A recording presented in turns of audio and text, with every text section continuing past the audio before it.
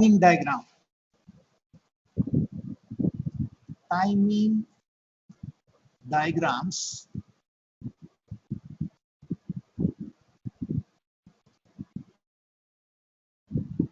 of some of the 8085 instructions. Right, these timing diagrams actually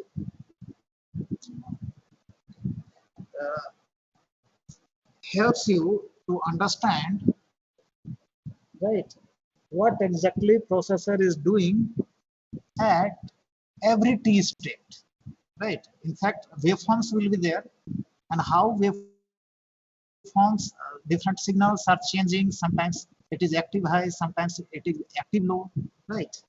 Very easily you can visualize. See here in this diagram, in this timing diagram, this is T1 state, this is T2, T3. Hello? Is this PPT, this Word file is visible to you? Yes, sir. So you can see T1, T2, T3, right? T4, T5, T6, right? Different T states are there.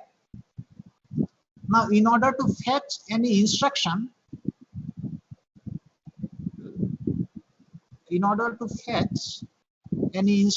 from memory or IO device, data from IO device, right? How different control signals are generated by microprocessor, and what are the status of the address and data buses are, you can visualize over here. So during P1, for fetching any instruction, what is done? Program counter is outed, no? During T1, PC is outed, and where it is outed? We discussed earlier, right? 8085. Inside this, we have program counter. This is PCH, PCL, right? Two 8-bit registers are used as program counter. Now, PCH stores the higher order address, PCL stores the lower orders. Suppose instruction has to be fetched from, say, 2700H. No, I'm just, each time it is 2745H. So this is higher order address, this is lower order address. So PC will have 2745H. This will be outed by the processor. So address bus A8 to A15 will have how much? 27, while address data bus AD0,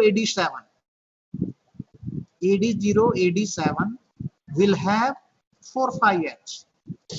Now this 2745H is a 16-bit address, right? And for bringing instruction inside the instruction register from this memory location, here we have instruction in this memory, right? So first of all, address will be sent out of so many memory location, it will point to 2745H. Then it will make read bar low. So instruction will come out from the memory and it will go into the processor via this AD0, AD7 bus. Right.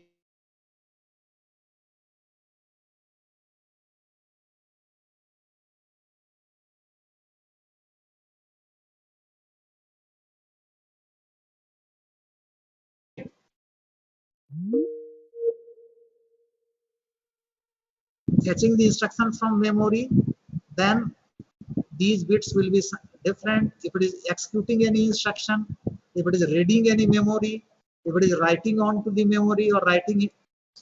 So these status pin will reflect the status of the processor. So you can see in this timing diagram, S0, S1 and IO M bar are represented. Right now IO M bar is 0, S1 is 1, S0 is 1. So it is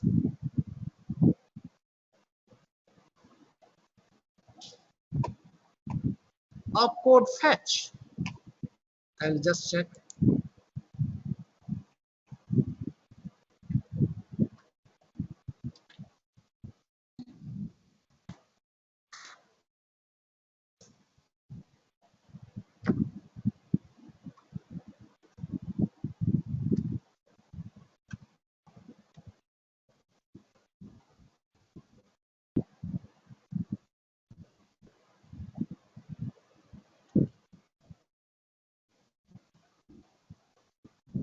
Oh,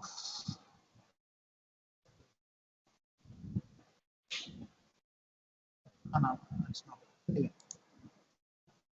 right. So during T1 PC is outed. Anyway, S0 S1 IOM bar. Right. This is 0 1 1 represents it. It is opcode fetch. Right. Now you can see during T1 what is happening. PC is outed. So this is PCH. So it will be 2 4 and PC low is how much? 4 5. 2 7. Nah, it is 2 7. PCH is 2 7 will be outed over here. 2 7 and this will be 4 5. It is outed. During T1 you can see ALE is made high. AL is made high, right? AL is made high. Now, if processor makes read bar low over here in the first T state, what will happen? Whatever this 4 5 will come to instruction register. So it is not going to make that. So first of all, address is outed during T1. You can see AL is made high so that 45 is stored in the external address latch over here. Then you can see AD0, AD7 is free for receiving the opcode.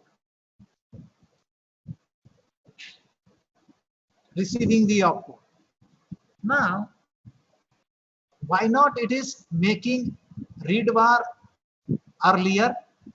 Somewhere here it is making read bar. Or why not this DCX, this opcode is coming in second T state itself? Hello?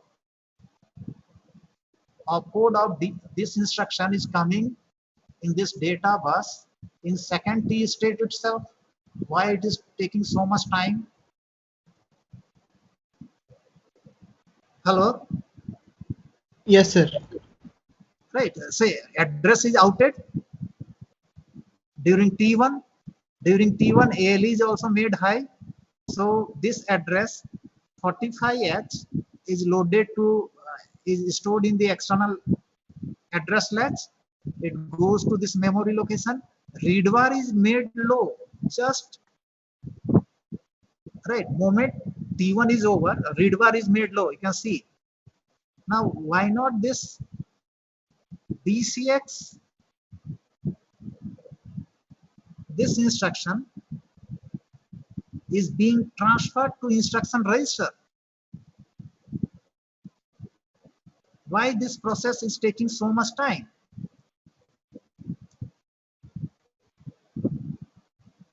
Hello?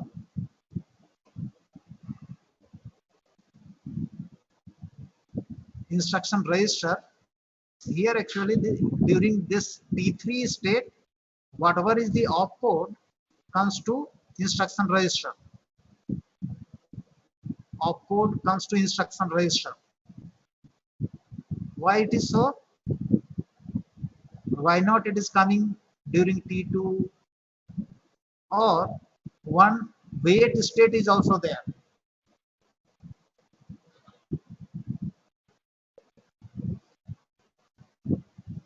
Here address is outed. You can see 2745H. AD0, AD7 is engaged. So ALE is used to free the AD0, AD7 from the address. So lower order address is stored in the external address latch. 2745 16-bit address goes into the memory, right? That address will be decoded. Then you can see read bar is getting low, so from that location data will come out.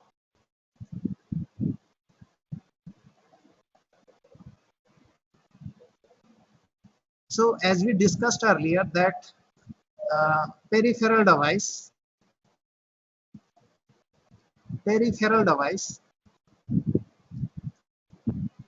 are very slow compared to processor, right? So after making the read bar low,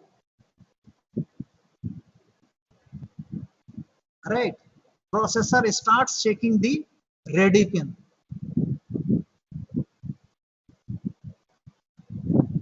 right?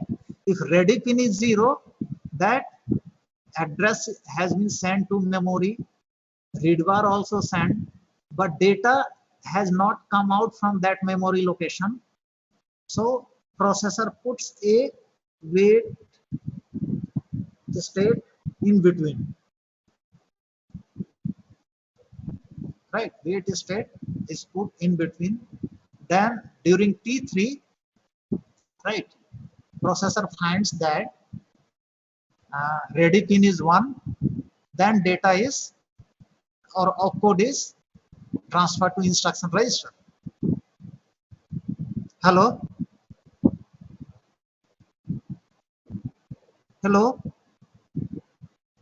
Yes, sir. This point is clear. Why this instruction is not coming to instruction register during T2 state? Yes, sir, because it's busy in that decoding process. It's taking time because of that. No. Decoding all circuitry are combinational ones, so it's going to be very fast, right? Address decoding and all is going to be it will be done at very fast rate. But when read bar is made low, when it enables, when a data is enabled from memory location or instruction or data, when it is enabled to the from memory location, it will come out via pins, right? And these data are nothing but 0 volt or 5 volt, right? So suppose here we have a wire, here we have a switch, and if we connect a plus 5 volt to this, right, and moment we press this switch, immediately we are going to have 5 volt over here or not? Yes, sir. No. It's not going to be, see, moment we close this switch, it's not going to be 5 volt over here. It will take some time, right? This is called as something related to setup time, right? So whatever data is outed, which is 0 or 1 or 0 or 5 volt, right? It will be connected via switches, no? To the wires, it will be connected to these 5 volt and 0 volt sources will be connected to bus via switches, right? So once switch is connected, bus is going to be 5 volt, bus is going to be 0 volt, but it is not going to be instantaneous, right? Because capacitive effect will be there and it will take some time to reach 5 volt, right? So even address is being latched, right? It is decoded, or even data from memory is being outed, but it will, right, it takes some time to just, like suppose in petrol pump, you want to have some 1 liter petrol, right? And you went out there with a bottle, right, having a bottle, and if you ask him to ask the pump operator to give you a say uh, around say 500 ml petrol, then how he will give you? right? Of course, he will measure, right, and uh, uh, measure the petrol using a half-liter can, and then he will pour. So it's not going to be immediately. It's not going to be half-liter. It will slowly. It will fill. Then it will reach to half-liter. Then it will be delivered to you. Right, so that type of thing is there. So moment we connect 5 volt to a wire, immediately it's not going to be 5 volt. It will take some time to reach that voltage, right? So right, so it is there. Now so many times we discussed that during T2 PC is incremented. During T2 PC is incremented. So PC is inside 8085. Program counter is inside 8085, right? And for implementing the PC, we do not require any external address and data buses. So internally it is done. So whether we are incrementing PC during T2, T3 or T4, it's not going to matter. But before the next cycle starts, program counter has to be incremented. So better to do after routing the program counter during T2, PC is incremented, right? During T2, PC is incremented, but PC increment can be done during T3 also, because it requires only, right, incrementer decrementer latch, which is not being used during T3. Of course, while if it is executing INX and DCX instruction, that time after T3, that incrementer decrementer latch will be used. So that time you cannot increment the program counter. But here during T2, T3, you can increment the program counter. So you can see S0, S1, IO, MR reflects the, it is 0, 1, 1. So it is opcode fetch, right? PCH is outed at A8 to A15. PCL is outed at AD0, AD7. Now content of AD0, AD7 is loaded to external latch, right, at the start of T2. At the start of T2, right, it is latched and it is stored in over here. Then instruction is coming to instruction register in T3 state, and T4, T5, T6, all these are not specified, because here onwards, right, processor is going to decode your instruction and it will start executing them. Now you can see ready pin is made, right? Earlier, right, memory is making ready pin 0. You can see memory is making ready pin 0. Moments memory makes ready pin 1. You can see over here, moment memory makes ready pin 1. Instruction, right, instruction is transferred to instruction register and processor makes read bar high.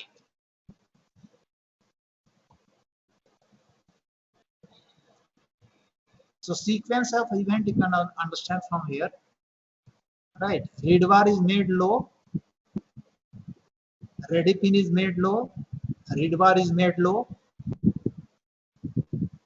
right? Ready is low by the processor. Ready pin is made low by whom? By memory. So moment, say address is outed.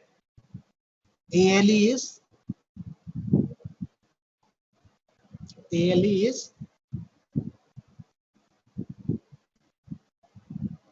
outed by the processor. Then here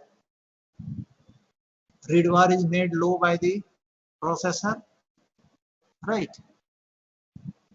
Memory or peripheral device makes ready pin low. It means instruction is not ready right? Or memory chip is not ready to give the instruction, right?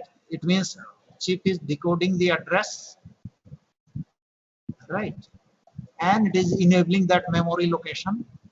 Now moment everything is ready, right?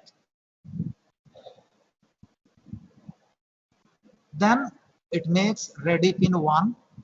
Now when ready pin 1, processor reads the data, then makes ready pin read bar pin high over here.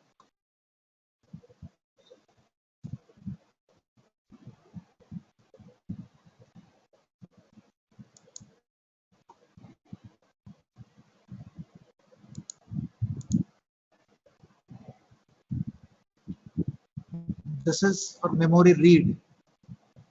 For memory read, it is 0, 1, 0. And for memory, this is memory read, no? Right, you can see here data is coming into the ED0, ED79. So during P1, right, address is outed at over here, higher order address will be over here, A8 to A15. In AD0, AD7 is right, is lower order address is outed, AL is made high, read bar is made low, read bar is made low. So data from memory location will be read by the processor. But here ready pin is high. It's already that data is ready over here. Now here when next, right, when next address is outed, you can see AL is made high, read bar is made low, memory chip is not ready. Memory chip is not ready. Memory chip is not ready, so wait state is there. Then, right, memory chip is ready over here, so data is being read over here. So here you can see chip is very fast. Memory chip is very fast. So data is ready, right? Already moment say data is address is sent, data is ready over here, and then it copies. So we don't have any T state over wait state over here. T1, T2, T3. Right. Then in this memory read cycle, you can see T2, if memory chip is very slow, right? Then it makes right ready pin is going to be 0. Processor is not going to transfer data. It will wait, right? And moment ready pin is 1, right? Chip is ready and it transfers the data, then makes read bar 1. Similarly for IO write and memory write, also similar type of timing diagrams will be there. In that case, this read bar signal is going to be replaced by write bar. Anyways, this is related to timing diagram. I'll go to next page. Now, one thing over here, very important, that during T1, right, program counter is outed. During T2, right, PC is incremented. During T3, either instruction from memory comes to instruction register or data from memory comes to processor or processor sends the data to the memory. So why not it is doing during T2 state? Why not during T2 it is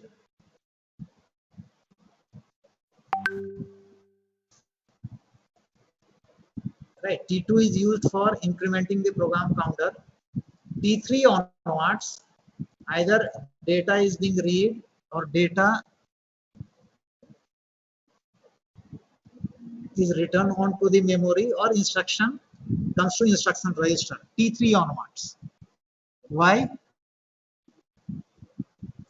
Now if peripheral device is very slow, then after this T4, right, processor puts some wait states, then actual data transfer takes place. Right, so suppose our memory chip is very fast, then can we access the instruction or data from the memory during T2 state? During T2 state, can we access the data or instruction from memory during T2 state if memory chip is very fast? No, sir. Peripheral device will be slow. Then peripheral device is very slow. But you can see I'm just drawing this diagram once again.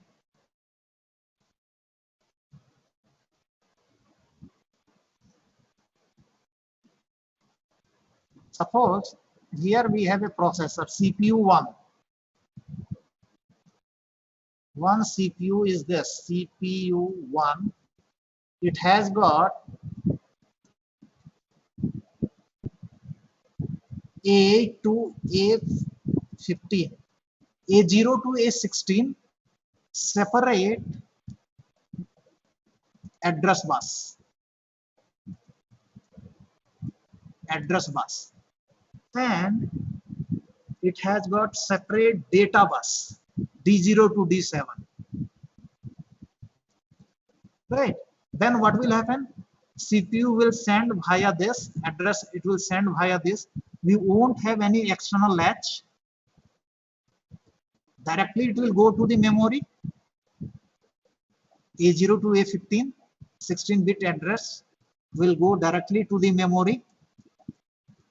CPU will make read var low, and during T2 data will come from memory. During T2 data will come from memory and will go into the processor, right? And if memory write has to be done, CPU will send the address via this separate address bus, right? Then it will make write bar low and put the data over here. So during T2 state, it will be data will be written onto the memory. So how it is possible? By having separate address and data buses, right? So suppose one company is making processor like this, having address and data buses separate and running at say 3 megahertz. Processor is also running at 3 megahertz. It has got A0 to A15 16-bit address bus. So it can access how many? 64K memory it can access. Now separate data bus is there, AD0 to AD7. So 8-bit data at a time, because it is 8-bit processor, right? Now 8085. In case of 8085, what we have? 8085. What we have? We have A8 to A15. We have AD0, AD7, multiplex address data bus, right? Of course, latch has to be there. Why this latch is needed? To demultiplex this bus to A7, right? Then here we have memory. So read bar, write bar will go to this, right? So first of all, it will send the address. After sending the address, it will make ALE high. So then it will be stored over here. Then A0 to A7 will be available as address, right? Because this has to be free for receiving and transmitting the data. So one T state is wasted.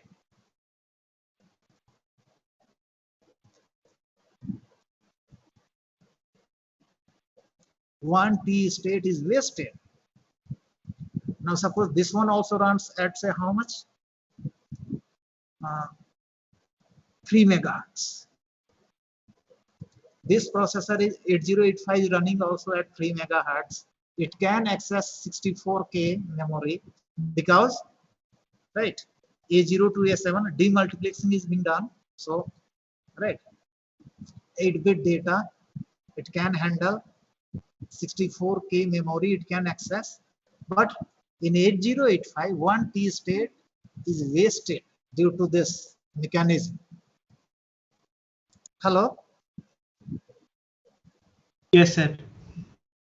Right. So if a processor is available, right, running at 3 megahertz, having separate address and data buses, memory expandable is 64K, it can handle 8-bit data. So which one you will prefer? 8085 or this type of processor? So this type of processor. Because it's not going to use one T state. So it will take only 2 T state to read the instructions, no? 2 T state to read the instruction. So processing speed, even though it is running at 3 megahertz, it's going to be very, very fast compared to, right, our 8085.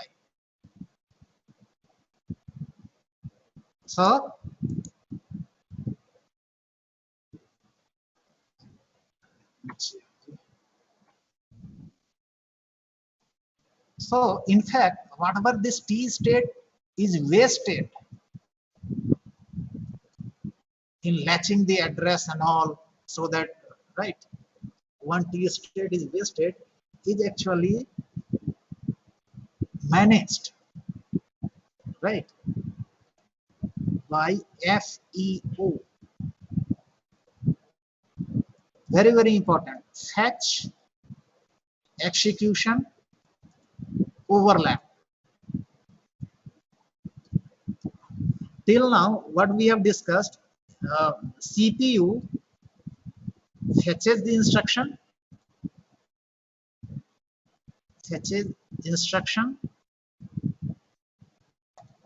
executes,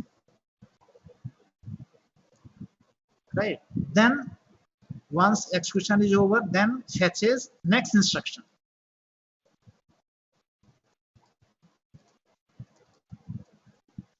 But in this fetch execution overlap, first instruction CPU will fetch, right? And for execution of this instruction, suppose address and data buses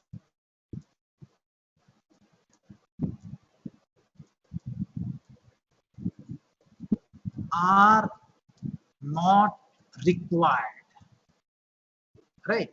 Suppose CPU has fetched an instruction, say INR A, right? INR A is for incrementing the accumulator content. So opcode will be fetched, INR A opcode will be fetched, it will be decoded. Processor will understand that I have to increment the accumulator. So for incrementing the accumulator, right, processor doesn't require address and data buses because it is inside 8085. So accumulator content will be transferred to temporary. Then it will be incremented by 1 in ALU. Then it will be stored back in temporary. And then from temporary, it will go back to accumulator, right? So in this, it requires only internal address bus, internal data bus, right? So during T2 of this instruction fetch of first instruction, T1 PC outed, during T2 PC is incremented, during T3 instruction is in the instruction register. So during T4, right, of course INR A will be performed, right, and while performing this we do not need the external address and data buses, so CPU can out the address of the next instruction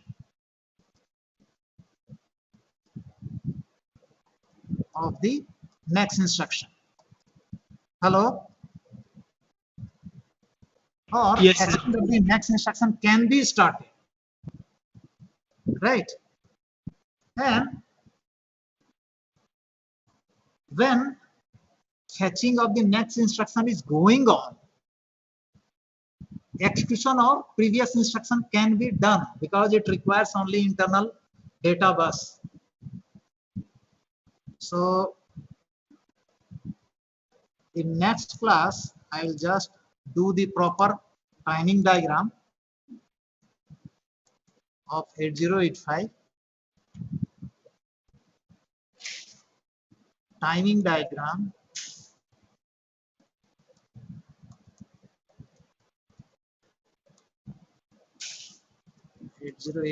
instructions and FEO. How FEO is achieved in 8085. Why FEO is being done? Because other companies, right, came with this type of facility, separate address and data buses running at 3 megahertz, right? So processing speed was, right, in this case it will be faster. Now in 1976, right, during this, right, this processor was developed, and that time Intel was having technology to make a 40-pin chip only.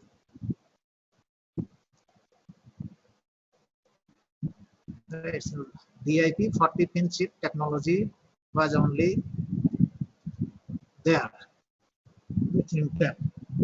So for accessing say 64K memory, right, Intel people has to go for what?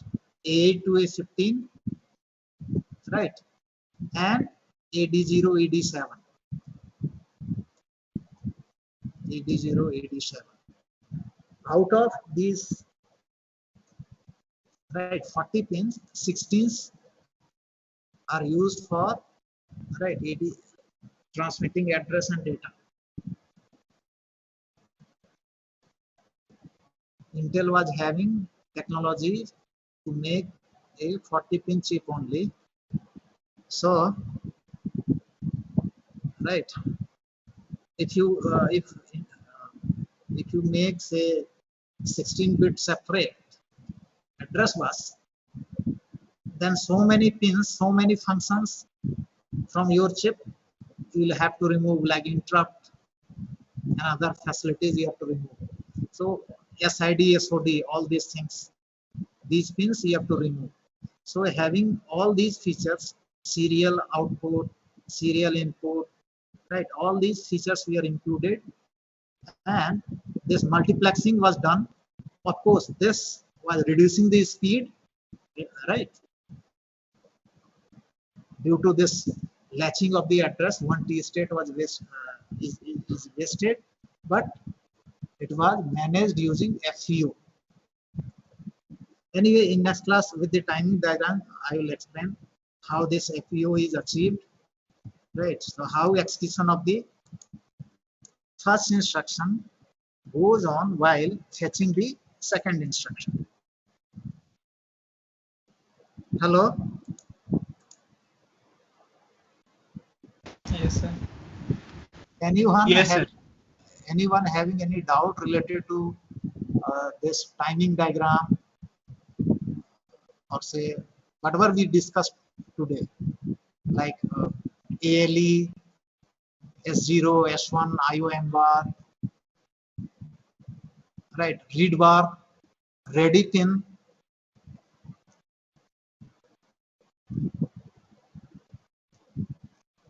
Nobody is going to ask you to just draw these waveforms, right, during the exam, right? Because it's very, very complex. No, so many things are there, right? But uh, with this timing diagram, you can understand, right, how actually a hardware is working. Entire hardware is working during the execution or fetching of the instructions.